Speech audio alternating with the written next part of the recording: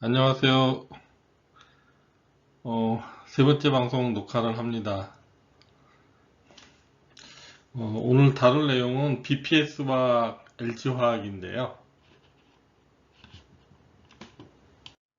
이 내용은 네이버에서 검색해서 따온 내용인데요.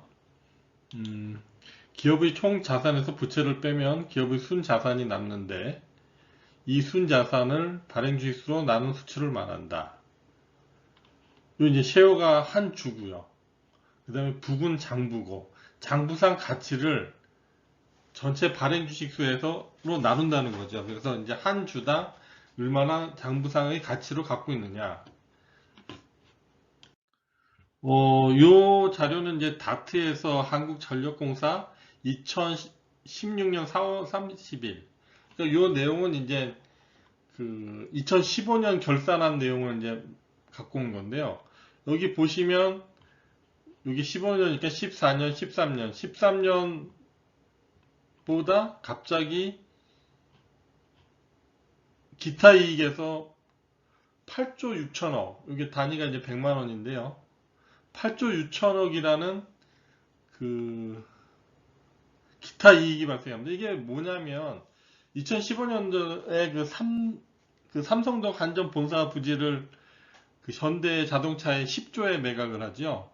그러면서 8조 6천억의 기타 이익이 났는데 그 장부상 가치로는 뭐 8천억대라는 설도 있고 뭐 여러 가지가 있는데 어찌됐든 10조에 팔아서 8조 6천억이면 뭐 장부가는 1조 4천억이라고 볼 수 있는데 다른 또 자산들이 있으니까 뭐 정확히는 모르지만 적어도 하여튼 장부가가 10조로 반영되지는 않고 한 1조 4천억이 반영됐고 그래서 그 해 총 13조의 그 법인세 차감적 순이익을 냈고 법인세를 3조를 낸 겁니다. 그러면 이제 그 아까 말씀드린 것처럼 BPS 중에 그 북의 장부에 이 자산을 얼마로 평가해 놨느냐, 이게 이제 그 회사 가치를 장부가만으로 볼 수 없는 이유가 되는데요. 대개의 경우는 특히 오래된 기업, 뭐 KT 같은 경우 옛날에 뭐 1980년도에 땅을 샀다. 그러면 장부가가 그 80년 당시 땅값으로 그대로 돼 있습니다. 이거를 이제 뭐 자산 재평가를 해가지고 이게 옛날에 1,000만 원에 샀는데 지금은 10억이 됐다. 40년이 지나서 이렇게 절대로 표시를 안 합니다. 왜? 이걸 표시를 하면 이익이 늘어나게 되고 그러면 이렇게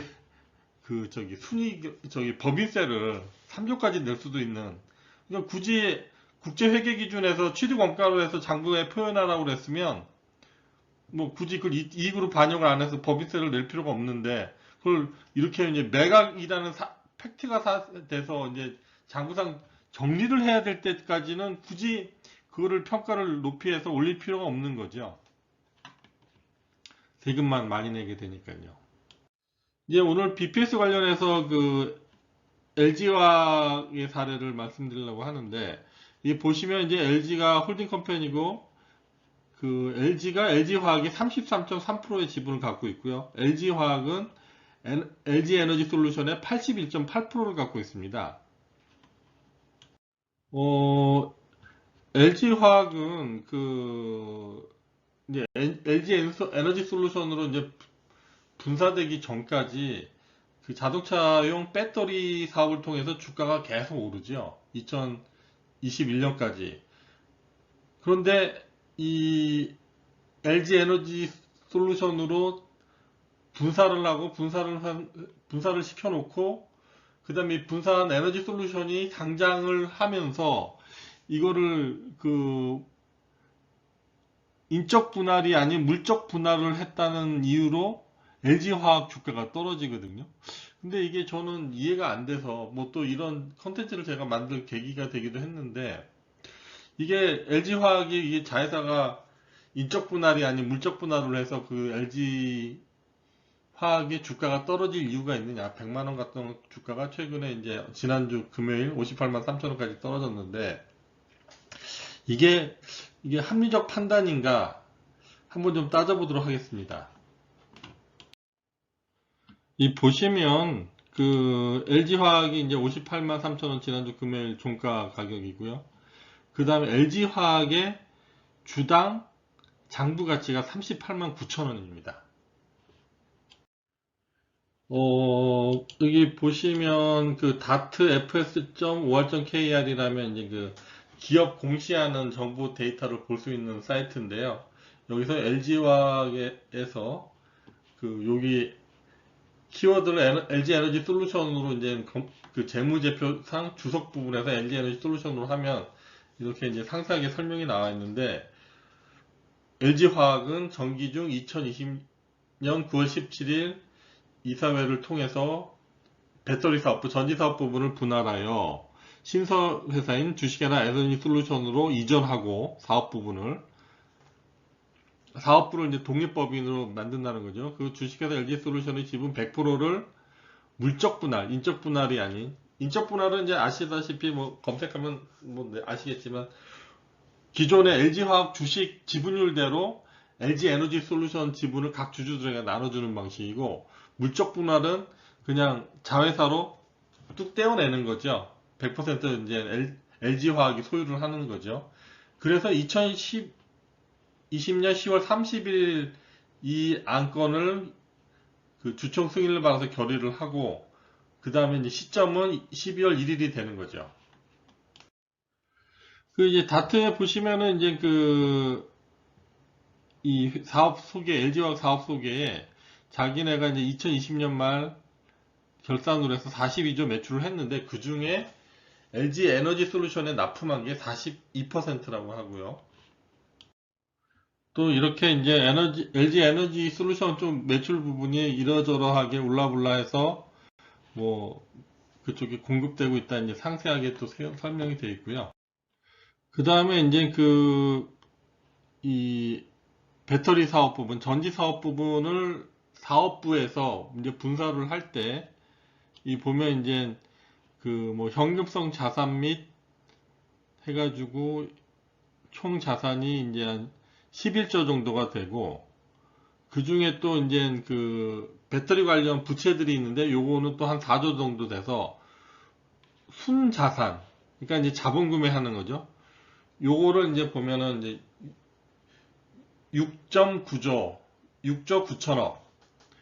요걸로 그 LG 에너지 솔루션의 그 지분에 대한 자산을 6.9조로, 그러니까 6조 9천억으로 이제 그 기록을 해놓겠다.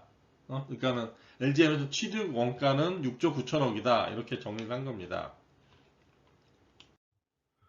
그러면 이제 그 LG 엔솔은 어떻게 그 다트에 기록되어 있냐 살펴보면요. 자기네들이 상기 발행 주식의 총수와 자본 금액은 2021년 12월 30일 기준으로 작성을 했고, 그 자본금은 1000억으로 하고 한 주당 500원, 그리고 2억 주를 발행을 해서 2억 주 500원 해서 1000억이다. 자본금은 그렇게 정했다. LG화학에서는 6조 9천억이라고 했는데 여기서는 그냥 자본금을 1000억으로 잡아놨네요. 그래서 당사는 보고기한 종료일 이후 2020년 1월 27일 유가증권 시장에 신규 상장, 코스피에 상장을 하죠. 그래서 3,400만 주를 발행한다.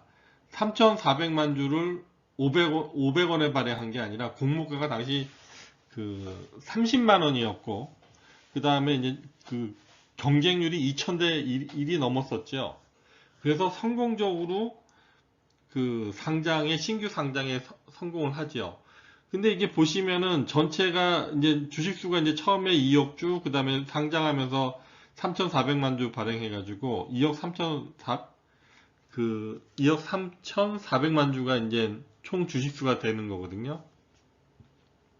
그러면서 이제 그 30만 원에 했으니까 30만 원 곱하기 뭐 그 3,400만 주 이렇게 곱해보면 이제 그 10조 이상의 그 공모 자금을 그러니까는 그 회사에 이제 자본금을 늘리게 되죠. 자본잉여금으로.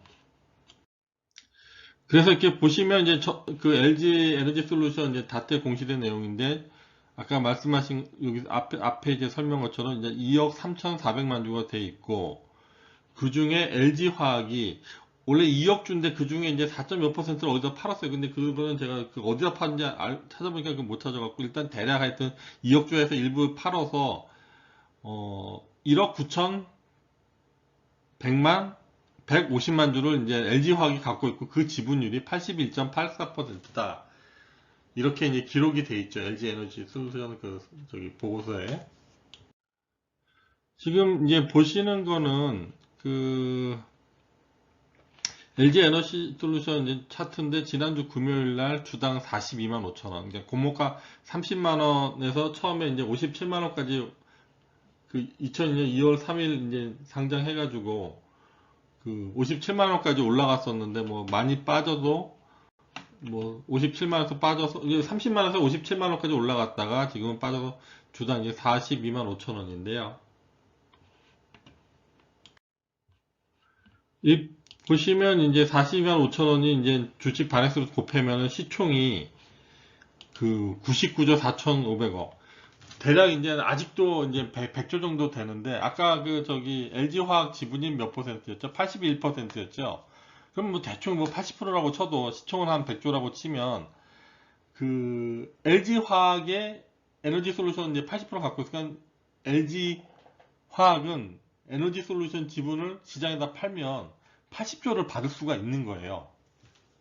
그렇죠. 일단 그렇게 계산할 수 있죠. 그러나 장부 가격에는 80조가 아닌 6조 9천억으로 돼 있다. 또 그것도 그 아까 처음 말씀드린 한전이랑 같은 거죠. 굳이 그 처음 가격으로 그러니까 분사했을 때 그 순자산 가격으로만 기록하면 되지 이거를 그 주식 거래 상장되고 거래되는 가격으로 해서 굳이 법인세를 낼 필요가 없는 거죠. 그러니까는 지금 보면은 그 LG 에너지 솔루션 지분만 해도 그 유가증권 부분만 해도 LG화학은 80조를 갖고 있는 거예요. 그런데 LG화학 시총은 41조입니다. 58만 3천 원일 때 2020년 6월 10일 마감 기준 LG화학이 시장에서 거래되는 LG엔솔, LG 에너지 솔루션의 지분만도 80조 원어치 시장에서 거래되는 가격 기준으로 장부가가 아닌 말도 80조인데 그리고 그 또 LG화학이 그 전지사업 부분으로 그러니까 LG엔솔에다 거래하는 부분이 50%가 안 되잖아요. 그러니까 다른 화학이나 바이오 영역도 다른 사업 부분이나 자회사들 가치가 하나도 0이라고 쳐도 40조 뭐 이상이 저평가되어 있는 거죠. 시총에서. 그러면 LG화학 주식은 예전에 그 LG엔솔이 분사하기 전 그 100억 그러니까는 주당 그 100만 원 이상의 가치는 충분히 있는 회사죠. 그거를 그 인적 분할이 아닌 물적 분할을 했다고 해서 이 가치가 떨어질 이유는 없는 거죠. 물론 LG 에너지 솔루션이 뭐 원자재 값이 올라서 LG 엔솔 가치가 떨어진다는 모르지만 아직 시장에서는 저기 뭐 그 처음에 상장했을 때 30만 원 공모가 30만 원보다 훨씬 높은 40만 원대 거래되고 있으니까요. 어떻게 생각하세요, 여러분? 다시 한번 좀 그 LG화학의 적정 주가는 얼마일까 한번 생각해 볼 가치는 충분히 있지 않을까요? 앞으로 그 저기 BPS 지금 보면은 이제 KT 같은 경우는 한 주당 장부가가 63,000원인데 거래 시세는 37,000원. 이런 그 주당 장부가보다 적은 주식들에 대해서 여러분께 소개하는 시간을 갖도록 하겠습니다. 오늘은 이상입니다. 감사합니다.